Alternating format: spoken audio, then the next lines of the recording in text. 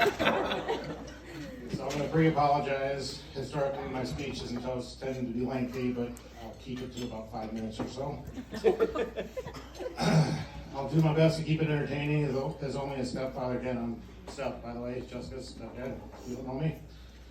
Especially when it comes to these two crazy kids and all the gray hairs they've caused me over the years.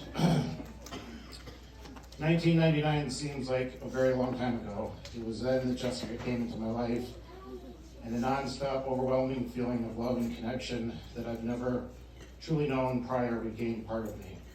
It's a feeling that I've felt a few times since, but it all started with Jessica and her sister. I have to assume it's what a father feels like towards his kids, because that's who they've become. It's been a bumpy ride getting there, but I wouldn't trade it for anything. Jessica's been there for me through good and bad. She knows I'll be here for her and Chris and Adeline. It's an honor and a privilege to call them family. I have no biological children myself, but I have the best daughters in the world. They've allowed me to grow with them and their family for the past 23 years. I've watched them transform from little independent chicks into amazing women who I try to call my girls. And I've loved almost every minute. 105.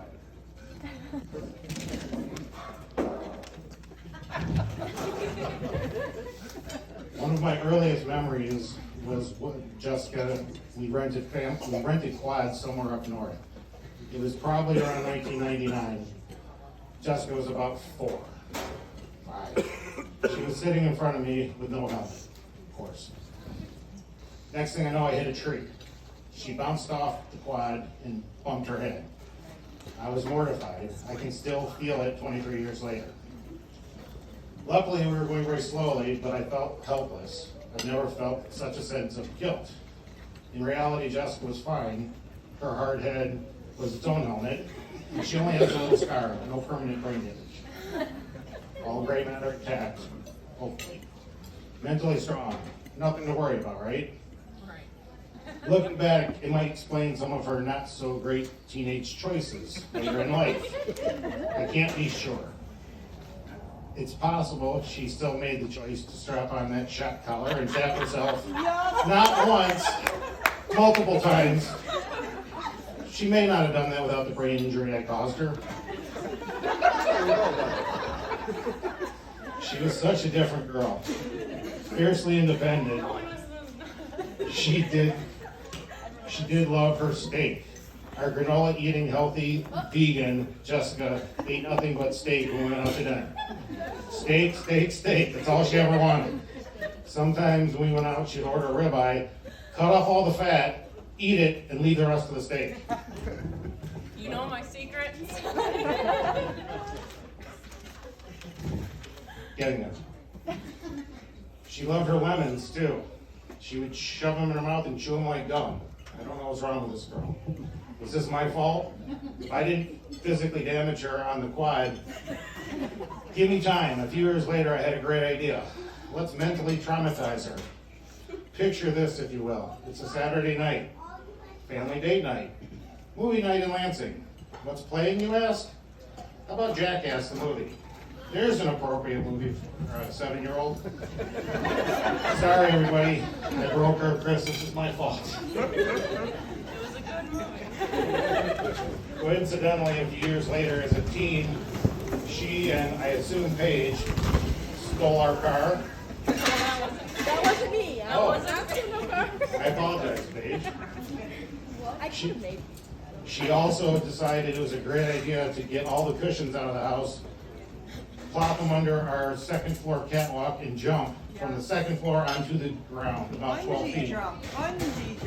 Bungee jump, excuse me, I wasn't there. I heard about this later. Definitely, I broke her. She was destined to be permanently wearing the helmet I couldn't provide her on the quad. She would require wine corks in her fork to not put out an eyeball. The short bus was going to make a left turn down Peacock for this one. My poor child. Chris, this is all my fault. A future behind bars. It was getting to look like her fate.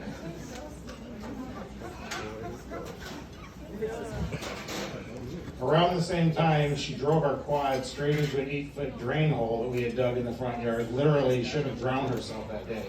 Again, my fault. She's a firecracker. Jessica's always been fiercely independent and mean. Fast forward to 2009, Jessica and Chris are a new happy couple. Chris is sleeping on our couch while Jessica and her friends get out the hair wax, pour it on his leg, and rip off a clump of hair. I do have the video. It was hysterical to watch, but she's been torturing her future husband for over 13 years. Again, Chris, I'm sorry. If only I'd gotten that damn helmet. All joking aside, she's turned out amazing, and I love her very much. It's impossible to put into words how important she is to me, and that's why I'm so thankful for Chris. Chris is a yin to her yang.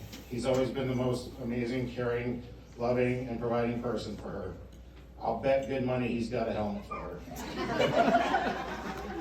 I knew they would wind up together forever, almost immediately. Through all the chaos in her life, Chris has always been a steady rock, a foundation for an amazing family they're creating together, and I'm so humbled and honored to be part of their lives. Almost done.